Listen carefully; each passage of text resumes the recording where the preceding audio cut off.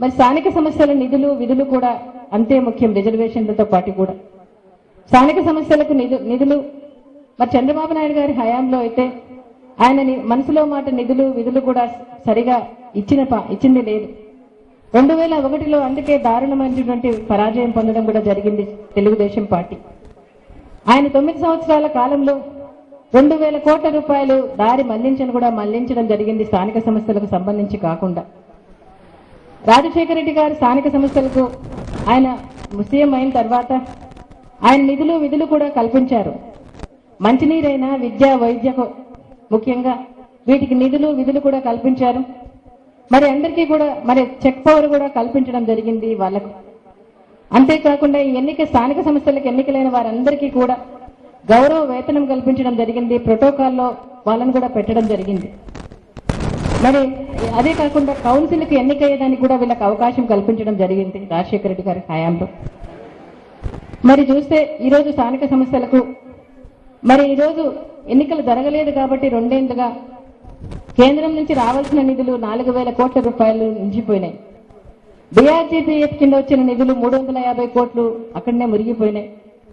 మరి పంచాయతీలకు 29 అధికారాలు బదలాయించలేదు. మరి అంతేకాకుండా మరి ఇప్పుడు 2013-14కు రావాల్సినవి కూడా 2400 కోట్ల రూపాయలు రాకుండా పోయినాయి. కాబట్టి మరి ఈరోజు ఇటువంటి పరిస్థితి చూస్తున్నాం. ఈరోజు రాష్ట్రంలో 22 జిల్లా పరిషత్తులు, 1094 జెడ్పీటీసీలు, 21,834 పంచాయతీలు, 16,168 ఎంపీటీసీలు, 182 మున్సిపాలిటీలు, మరి 19 మున్సిపల్ కార్పొరేషన్స్ ఉన్నాయి. ఎంపీలు ఎమ్మెల్యేలు అయితే 5 సంవత్సరాలు కరెక్ట్ గా ఎన్నిక అవుతున్నారు. ఈ స్థానిక సంస్థలు కూడా 5 సంవత్సరాల లోపలనే ఎన్నికలు జరగాలి. కానీ ఈ 2 సంవత్సరాలుగా దీంట్లో కూడా ఎన్నికలకు దూరమైన పరిస్థితి, 2.5 లక్షల మంది ఎన్నికలకు దూరమైన పరిస్థితి కనిపిస్తా ఉంది ఇవాళ. అది కూడా బీసీలు, ఎస్సీలు, ఎస్టీలు, మహిళలు దూరం అయ్యారు. అయినా కూడా ఎటువంటి ఇది కూడా ప్రభుత్వం చిత్తశుద్ధి కనిపించడం లేదు. ఈ రోజైనా ఎన్నికలు ముందుకు వస్తున్నాయంటే సార్వత్రిక ఎన్నికలు దగ్గరలోనే రానున్నాయి. అంతేకాకుండా కేంద్రం నిధులన్నీ ఆగిపోతున్నాయి. ఏమీ చేయలేని పరిస్థితి కాబట్టి ఈరోజు కేంద్రం కూడా ఒత్తిడి చేస్తా ఉంది ఎన్నికలు పెట్టమని చెప్పి. కాబట్టి ఈరోజైనా ఎన్నికల కోసం వస్తా ఉన్నారు ఇవ్వాలి. ఇకపోతే మనం ఎన్నికల్లో ఏం జాగ్రత్తలు తీసుకోవాలని కూడా మీకు అందరికీ నేను తెలియజేస్తా ఉన్నా. కార్యకర్తలకు వైఎస్ఆర్సీపీ ఎప్పుడు కూడా అండదండగా ఉంటుంది. కార్యకర్తల గెలుపు కృషి కోసం స్థానిక నాయకులు కానీ, మరి పార్లమెంట్ కోఆర్డినేటర్లు కానీ, నియోజకవర్గం కోఆర్డినేటర్లు అందరూ కూడా మీకందరికీ మీ గెలుపుకు సహకరిస్తారని కూడా మీకందరికీ నేను చెప్తా ఉన్నా. పైన నాయకులకు కూడా చెప్తున్నా నేను, మన ఎన్నికలు కాదులే అని చెప్పి మీరు ఎప్పుడు కూడా అలసత్వం ప్రదర్శించవద్దని, మీరు కూడా ఈ ఎన్నికలు తగు శ్రద్ధ తీసుకుని అందరినీ గెలిపించుకోవాల్సిన అవసరం ఉంది అని కూడా చెప్తున్నాను వాళ్ళకు కూడా. సొసైటీ ఎన్నికల్లో ఏ విధంగా అధికార దుర్వినియోగం చేసి ఏ విధంగా చేశారో మరి ఈ ఎన్నికల్లో కూడా అంతే ఆధిపత్యం చూపించుకుంటారు వాళ్ళు. కాబట్టి తగిన జాగ్రత్తగా ఉండాలని కూడా మిమ్మల్ని అందరినీ నేను కోరుతున్నా.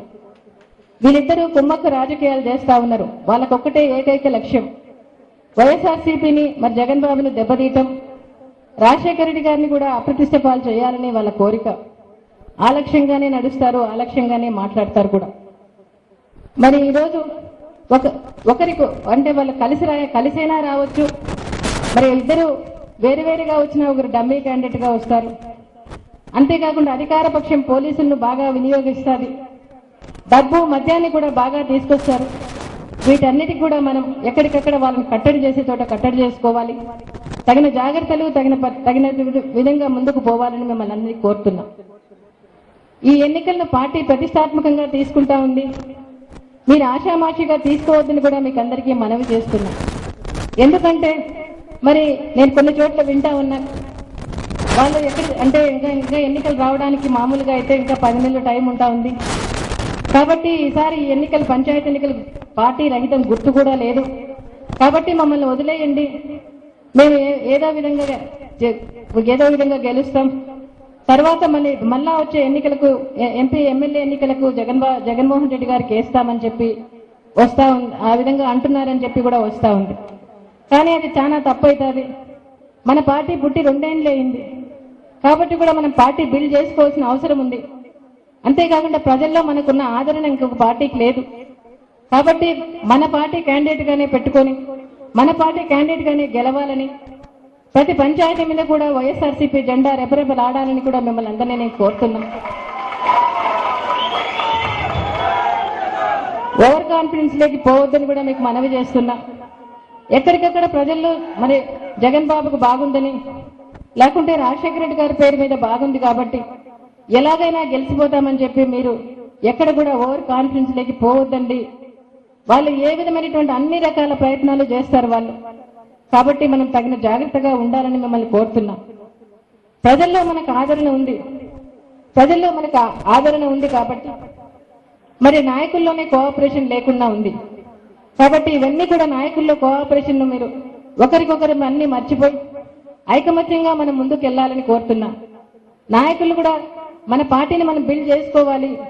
మనం వేయించే ఓటు కానీ వేసే ఓటు కానీ అది రాజశేఖర రెడ్డి గారి కోసము జగన్ బాబు కోసం అని చెప్పి వారి వైపు చూస్తూ మనం ముందుకు వెళ్ళాలని కూడా కోరుతున్నాం.